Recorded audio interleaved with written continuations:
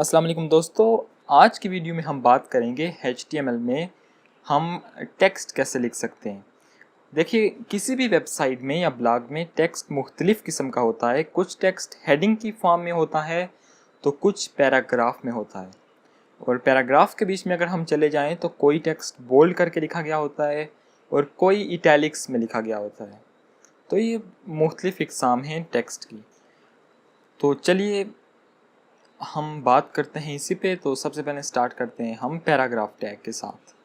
तो paragraph tag का basically हमारे पास है पी। बहुत ही सिंपल सा टैग है पी। अगर मैं थोड़ी स्पेस दे दूं इसको लाइक दिस, तो आप अब वाज़े तरीके से देख सकते हैं कि मेरे पास ये टैग है पी। मैंने टैग ओपन किया है तो मैं इसको साथ ही क्लोज़ कर लेता हूँ, क्योंकि जब भी आप कोई टैग ओपन करते हैं उसके साथ ही उसको क्लोज़ कर दें, क्योंकि ताकि बाद में कोई टैग खुला ना रह जाए जिसकी वजह से कोई बड़ा मसला क्रिएट हो।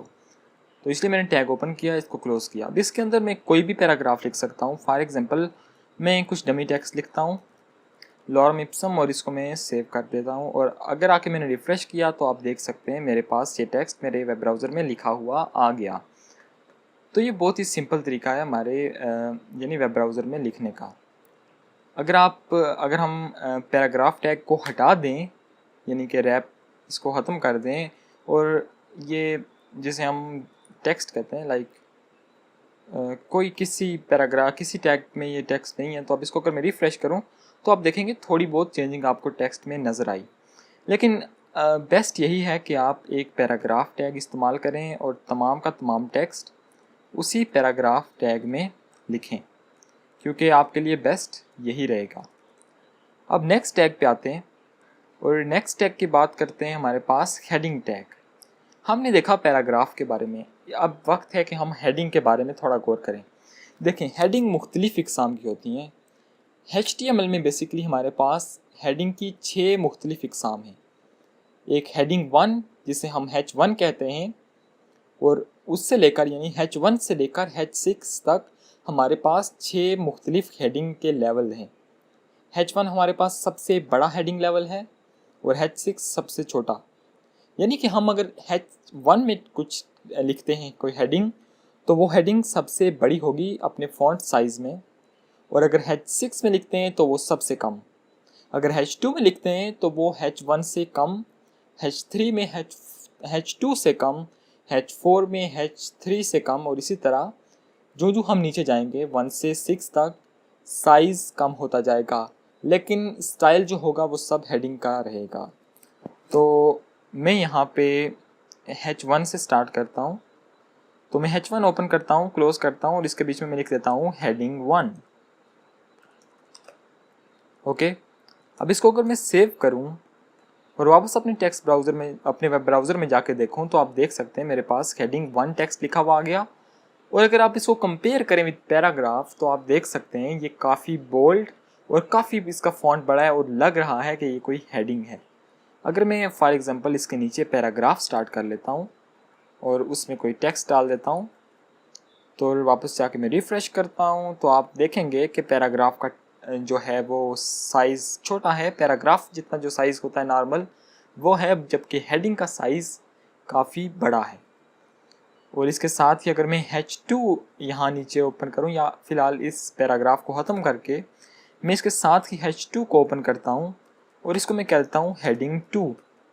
इसको मैं सेव करूँ और वापस वेब ब्राउज़र में जाके आप रिफ़्रेश करके देखें, तो हेडिंग 1 से हेडिंग 2 का फॉन्ट साइज़ काफ़ी हद तक छोटा है, और कुछ एक्स्ट्रा स्टाइलिंग भी है लाइक पैडिंग और मार्जिन, जो हम बाद में CSS के ज़रिए एडजस्ट कर सकते हैं। तो फ़िलहाल जो बेसिक कंसेप्ट था कि हेडिंग 1 जो है H1 टैग, वो आपको सबसे बड़ी हेडिंग देगा और H6 सबसे छोटी। तो दूसरी हेडिंग्स को भी हम टेस्ट कर लेते हैं, लाइक H3 को जाते हैं और इसको मैं टेक्स्ट देता हूँ हेडिंग 3। इसी तरह मैं H4 को ओपन करता हूँ और इसको मैं कहता हूँ हेडिंग 4। इसके साथ ही मैं H5 को ओपन कर लेता हूँ और टेक्स्ट भी डाल देता हूँ हेडिंग 5। H6 को ओपन करूँगा और H6 को ओपन किया और इसको मैं देते देता हूँ हेडिंग 6।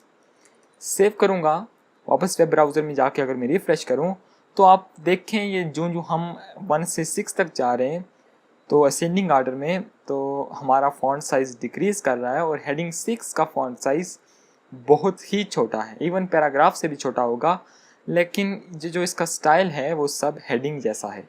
ठीक है, तो आप हेडिंग को यूज़ कर सकते हैं। अभी आपको पता चल गया है कि हेडिंग को कैसे यूज़ कर सकते हैं। अगर आप बड़ी हेडिंग चाहते हैं तो H1 का इस्तेमाल करें, उससे छोटी के लिए H2, H3, H4। अगर आप मज़ीद छोटी चाहते हैं तो H5 और H6 का भी आप इस्तेमाल कर सकते हैं।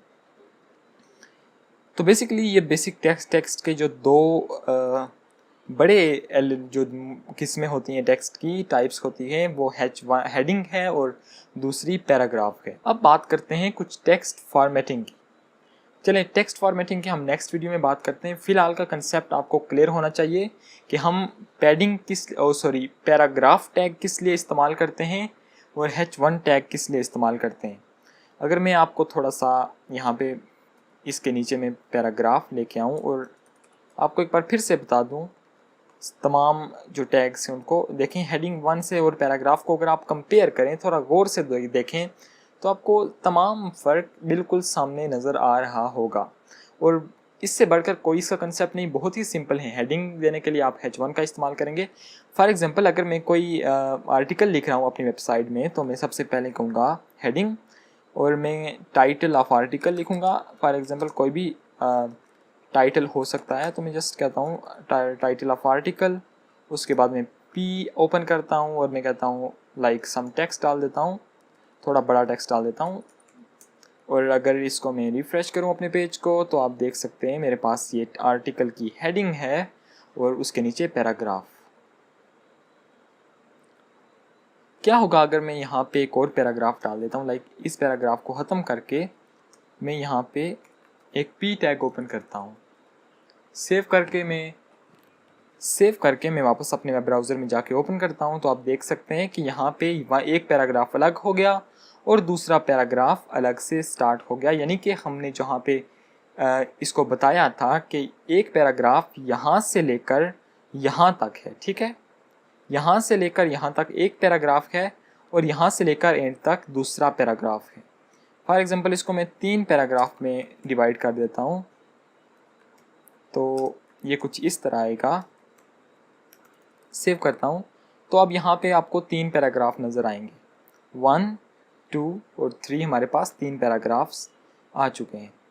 तो अगर मैं यहाँ पे हर पैराग्राफ की अपनी हेडिंग दूँ, लाइक फर्स्ट को मैंने H1 दी, अगर मैं सेकंड को H2 दे देता हूँ, यहाँ पे H2